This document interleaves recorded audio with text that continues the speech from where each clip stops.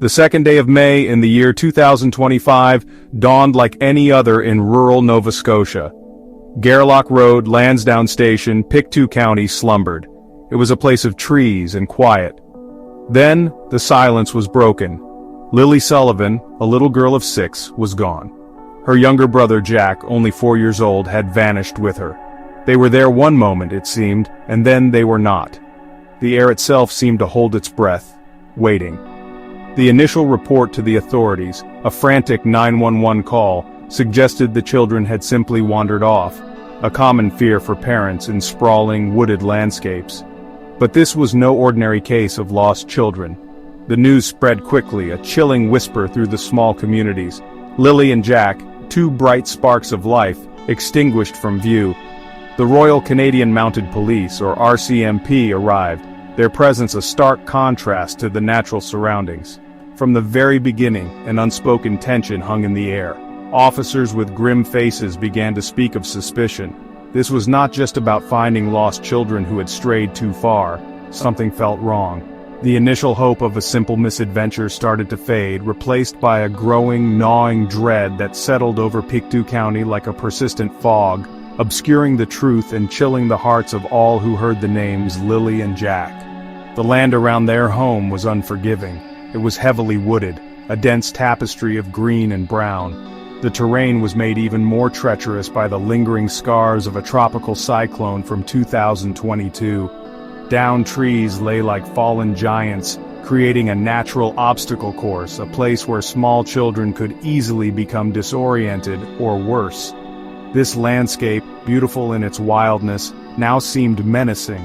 It held secrets. It became the silent, unwilling accomplice in whatever fate had befallen the young Sullivan siblings. The vastness of the search area, initially 4 square kilometers, felt both immense and insufficient. The days turned into a week. The initial flurry of activity, the helicopters overhead, the shouts of searchers, began to subside. A grim pronouncement came from local law enforcement. Lily and Jack Sullivan were presumed deceased. The words hung heavy, a death knell to the desperate hope that had fueled the search.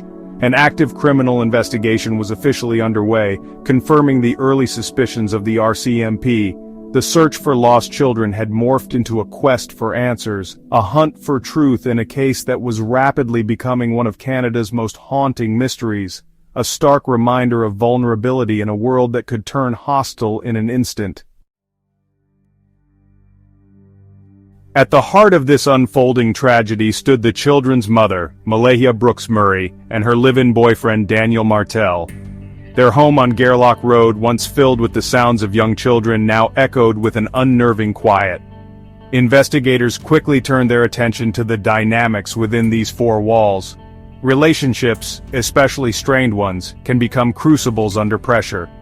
The bond between Malehya and Daniel was reportedly fraught with tension. This undercurrent of discord became a central focus for the RCMP, a potential key to unlocking the mystery of what happened to Lily and Jack on that fateful May morning. As the investigation deepened, a significant change occurred in their living situation. Malehya Brooks-Murray and Daniel Martell began living apart. This separation, coming so soon after the children's disappearance, did little to quell the rising tide of speculation within the community and among online observers. Public perception, often a harsh judge, began to form opinions based on these actions.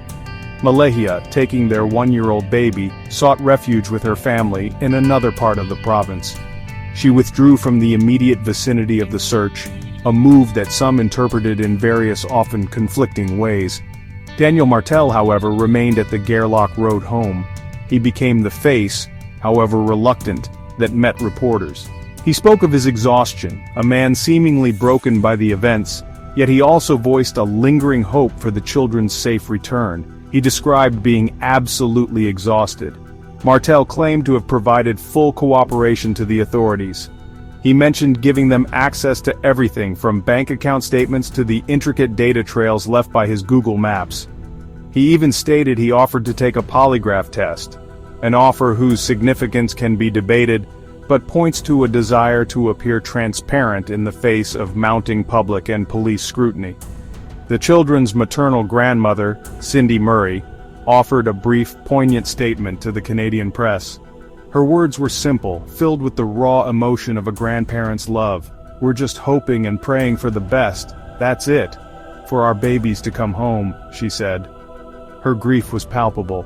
Yet she also mentioned that the police had advised her against making further public statements.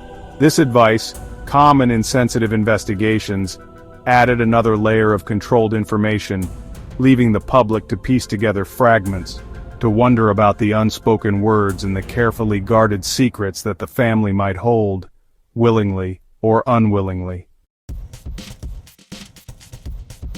The initial 911 call on May 2nd painted a picture of children wandering off. Yet, the RCMP's response hinted at a deeper unease. By May 3rd, the major crime unit was involved. This swift escalation signaled that investigators were considering possibilities far more sinister than a simple case of getting lost in the woods. The term suspicious was used early and often by the RCMP. It was a clear indication that the official narrative was already diverging from the initial, more innocent explanation. The focus shifted from a rescue mission to a complex criminal probe, one that would scrutinize every detail of the children's lives and the lives of those closest to them. Daniel Martell offered his account of the children's disappearance. He stated that he and Malehya Brooks-Murray were in their bedroom with their one-year-old baby. He believed Lilly and Jack, aged 6 and 4, slipped out through a sliding back door. This detail, a seemingly innocuous exit point, became a focal point of questioning. How could two young children leave unnoticed? What were the exact circumstances leading up to that moment? These questions hung in the air, unanswered, as investigators meticulously combed the property and interviewed everyone connected to the family. The sliding door, a simple household feature, transformed into a symbol of the unknown. The search itself was a monumental undertaking. Up to 160 people daily scoured the unforgiving terrain. Helicopters chopped the air above, their blades a rhythmic beat against the silence of the woods. Drones equipped with thermal imaging offered an eye in the sky, peering into dense undergrowth. K9 units, with their keen sense of smell, traced paths invisible to human eyes. For days, this determined force pushed through the 4-square-kilometer area, a landscape made daunting by the remnants of Tropical Cyclone Fiona. The downed trees and thick brush created a formidable challenge, testing the limits of the searchers' endurance and hope. Despite these exhaustive efforts, no confirmed sightings of Lilly and Jack were reported. The woods remained stubbornly silent, yielding no clues to their whereabouts. After 6, or by some accounts 8, grueling days, the search was officially scaled back. RCMP Staff Sergeant Curtis McKinnon explained the decision. It was based on the low probability of survival for children of that age, exposed to the elements for so long. It was also due to a low confidence in finding them alive within that primary search zone. Sergeant Robert McCammon stated bluntly, "The likelihood they're alive right now is very low." This marked a grim turning point in the investigation, a formal acknowledgement of the darkest fears. As the physical search for Lilly and Jack Sullivan transitioned, the focus on the human element intensified. The behavior and public statements of Malehya Brooks-Murray and Daniel Martell came under intense scrutiny. Observers, both professional investigators and the concerned public, noted what appeared to be inconsistencies or vague comments about critical details surrounding the children's disappearance. In high-stress situations, memory can be fallible. Grief can cloud clarity. However, when narratives seem to shift or lack crucial specifics, red flags are inevitably raised, especially when the lives of two young children hang in the balance. These perceived discrepancies fueled speculation and deepened the mystery. Daniel Martell's assertion that the children slipped out unnoticed through a sliding back door while he and Malehya were occupied in another room became a central point of discussion. To some, it seemed plausible, a tragic accident of timing and inattention. To others, it raised questions about parental supervision and the timeline of events. His continued presence at the home, speaking to media, and his declarations of full cooperation, including offering access to personal data and a polygraph, painted a complex picture. He appeared to be a man grieving, yet also a man acutely aware of the spotlight upon him, carefully choosing his words. Malehya Brooks-Murray's decision to leave the area with her youngest child, to be with family elsewhere in the province, also drew considerable comment. While seeking family support during such a traumatic time is understandable, her departure from the immediate vicinity of the investigation was noted. Her public statements were fewer and more guarded compared to Martell's. This difference in approach, whether due to personal preference, legal advice, or other reasons, contributed to the swirling vortex of public opinion. The absence of a united, clear narrative from both parents only served to amplify the disquiet surrounding the case. The RCMP, while tight-lipped about specific details of their investigation, acknowledged they were exploring all angles. This included potential domestic issues within the household, the possibility of foul play, or even the involvement of an external party. Staff Sergeant Curtis McKinnon reiterated their commitment. Our focus remains on finding Lilly and Jack. Our best investigators are working every aspect of this file. Yet, no official suspects were named. This careful phrasing by law enforcement maintained a necessary investigative ambiguity, but did little to ease the public's growing unease concerning the inconsistencies they perceived in the parents' accounts and actions. Section 5. Echoes of the Lost Parallels to Sebastian Rogers. The mysterious disappearance of Lilly and Jack Sullivan did not occur in a vacuum. It resonated with echoes of other troubling cases, particularly the unresolved vanishing of Sebastian Rogers in Hendersonville, Tennessee, in 2024. In Sebastian's case, the behavior and public statements of his mother and stepfather also drew significant public and media attention. Observers noted inconsistent or vague comments regarding the timeline and circumstances of his disappearance. This created a similar atmosphere of unease and intense online speculation, as the public tried to piece together a puzzle with missing and sometimes contradictory pieces. The parallels were unsettlingly clear. The Sebastian Rogers case, like the Sullivan case, involved a child disappearing from home under circumstances that defied easy explanation. The parents' media appearances, their emotional states, and the details they shared or withheld were dissected by a concerned public and a vast network of online sleuths. This intense scrutiny, amplified by social media, can be both a help and a hindrance to investigations. It keeps the case in the public eye, but can also generate misinformation and undue pressure on individuals. The similarities highlighted a recurring pattern in certain types of missing children cases, where parental accounts become central to the unfolding mystery.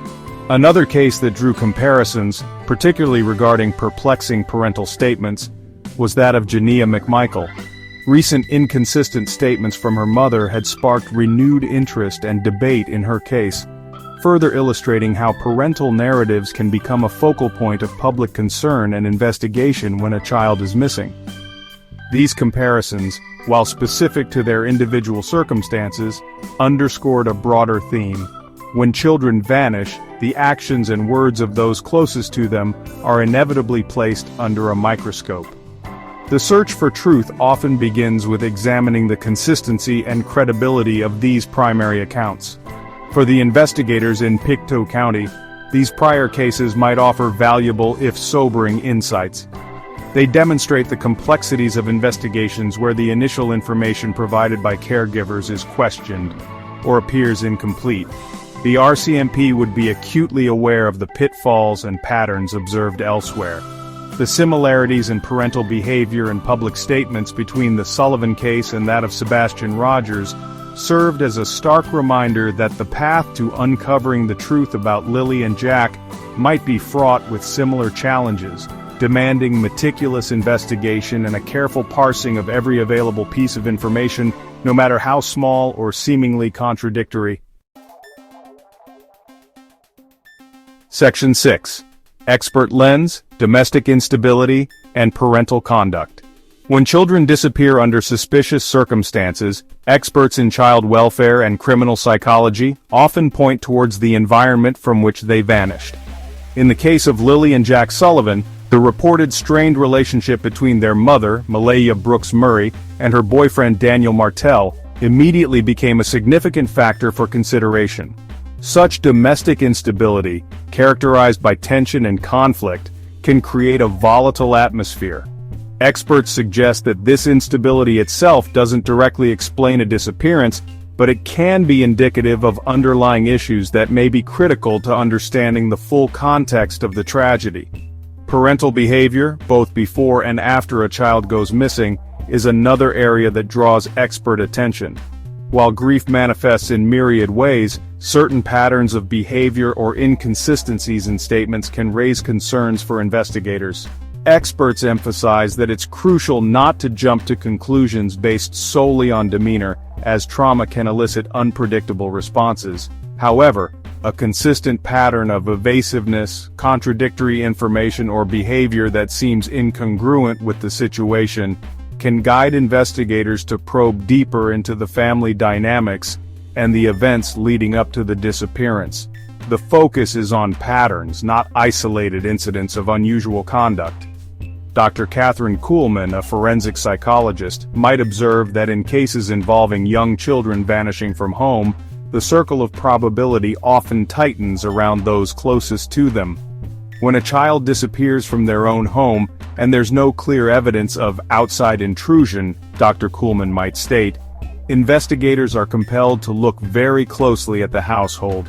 Pre-existing stressors such as relationship difficulties or financial pressures can sometimes escalate, creating environments where children become exceptionally vulnerable. It's not about assigning blame prematurely, but about systematically exploring all internal possibilities alongside external ones. Furthermore, the public statements made by parents in these situations are minutely analyzed. Experts in communication and deception detection look for coherence, consistency over time, and emotional congruence. Vague timelines, reluctance to provide specific details about the period immediately preceding the child's absence, or stories that change with retelling, can become significant indicators. While not definitive proof of culpability, such patterns often suggest that the full story is not being told, prompting law enforcement to intensify their scrutiny of those individuals. The Sullivan case, with its noted inconsistencies, fits a pattern that experts find particularly troubling in the quest to find missing children.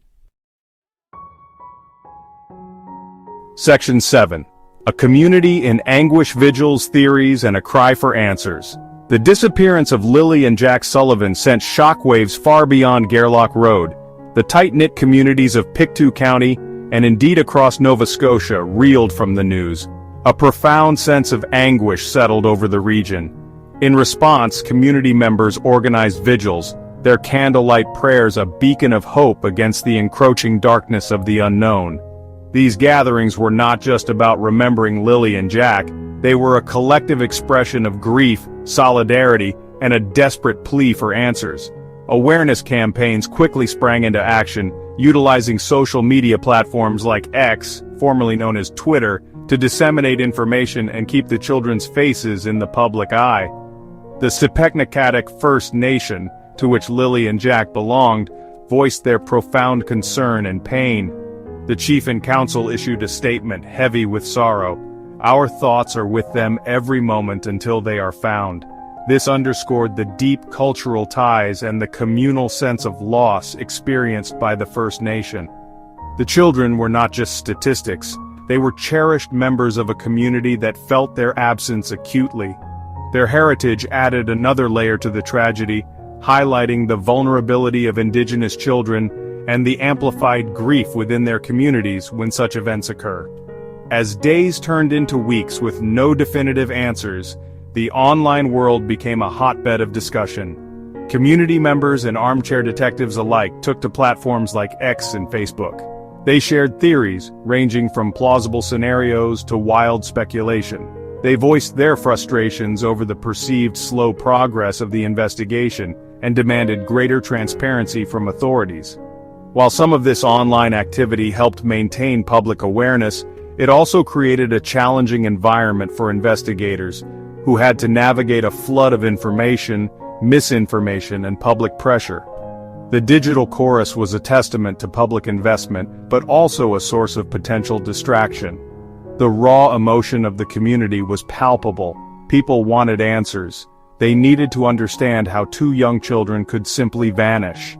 The silence from the official investigation, necessary for its integrity, was difficult for a frightened and grieving public to endure. This collective cry for truth, for justice for Lilly and Jack, became a powerful force. It fueled the determination of local residents to keep searching, to keep asking questions, and to ensure that the Sullivan children were not forgotten. The community's response was a poignant mix of hope, despair, anger, and an unwavering resolve to see the mystery unraveled. Section 8. The search continues, shifting strategies and lingering despair. The decision to scale back the intensive large-scale search for Lilly and Jack after just 6 to 8 days was a devastating blow. It signaled a grim shift in expectations, an official acknowledgement of the fading hope for their survival. RCMP Staff Sergeant Curtis McKinnon explained that this move was standard procedure when the probability of finding missing persons alive in the primary search area diminishes significantly. Yet for the community and the family clinging to any sliver of hope, it felt like a premature surrender to the encroaching darkness.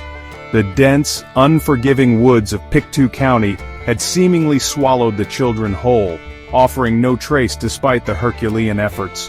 However, the RCMP emphasized that scaling back did not mean giving up. The investigation remained active and intense. Smaller, more specialized crews would continue to operate. They would revisit previously searched areas with fresh eyes and new perspectives. They would focus on specific locations of interest that may have emerged through the ongoing criminal investigation. This methodical, albeit less visible approach aimed to leave no stone unturned, even as the primary hope shifted from rescue to recovery, and ultimately, to uncovering the truth of what transpired. The search became more targeted, more reliant on intelligence than on sheer manpower. Daniel Martell, still residing at the Gairloch Road home, continued to receive updates from the RCMP. He described himself as absolutely exhausted, a man caught in a waking nightmare. His continued presence at the epicenter of the search, while Malehya Brooks-Murray had relocated, remained a point of public observation and speculation. His expressed hope, even as official pronouncements grew bleaker, added another layer to the complex emotional landscape of the case. Whether this hope was genuine or a carefully constructed facade was a question many were asking, but one only investigators could potentially answer through their meticulous work. The grim reality, as articulated by Sergeant Robert McCammon, was that the likelihood they're alive right now is very low. This stark assessment cast a long shadow over any ongoing search efforts. The focus of the RCMP Major Crime Unit, involved since day 2, was now firmly on the criminal aspect. While finding the children in any state remained a priority, understanding how and why they disappeared and who might be responsible became the driving force. The scaled-back physical search ran parallel to an expanding investigation into the human elements surrounding Lilly and Jack's last known hours. Section 9. The Unanswered Call Law Enforcement's Plea and a Nation's Watch. As the days since May 2nd stretched into weeks, the investigation into the disappearance of Lilly and Jack Sullivan continued, shrouded in the necessary secrecy of a major criminal probe. Law enforcement officials reiterated their plea to the public. Anyone with any information, no matter how insignificant it might seem, was urged to come forward. A dedicated tip line had been established, a conduit for the trickle of details that might, when pieced together, illuminate the dark corners of this case. The RCMP stressed that even a seemingly minor observation could be the key to unlocking the mystery that had gripped Pictou County and horrified a nation. The Sepeknekatik First Nation, deeply connected to Lilly and Jack, maintained their vigil of hope and concern. Their calls for the children's safe return, though now tinged with the grim realities presented by the RCMP, echoed the sentiments of many. Their involvement ensured that the cultural context of the children's lives remained part of the narrative, reminding everyone that these were not just names in a news report but beloved members of a vibrant community. The collective grief of the First Nation added a poignant urgency to the ongoing efforts to find answers and, if necessary, to seek justice for the young siblings. Community support actions continued, evolving from desperate searches to sustained efforts to maintain public awareness. Social media remained abuzz, a digital town square where theories were debated, frustrations aired, and support for the family and sometimes criticism was expressed. These platforms, while challenging for investigators to manage, also served as a constant reminder that Lilly and Jack were not forgotten. The case became a focal point for discussions about child safety, parental responsibility, and the agonizing uncertainty that descends when children vanish without a trace, leaving a void in their families and communities. The mystery of Lilly and Jack Sullivan remains, as of late May 2025, a painful, open wound. The initial belief that they had simply wandered off has long since evaporated, replaced by the chilling presumption of their deaths and the active pursuit of a criminal investigation. The inconsistencies in parental statements, the strained household dynamics, and the silent, unyielding landscape all contribute to a narrative filled with more questions than answers. The call for information from law enforcement is not just a procedural step, it is a desperate plea for the piece of the puzzle that will finally bring clarity and perhaps closure to a tragedy that has cast a long, dark shadow.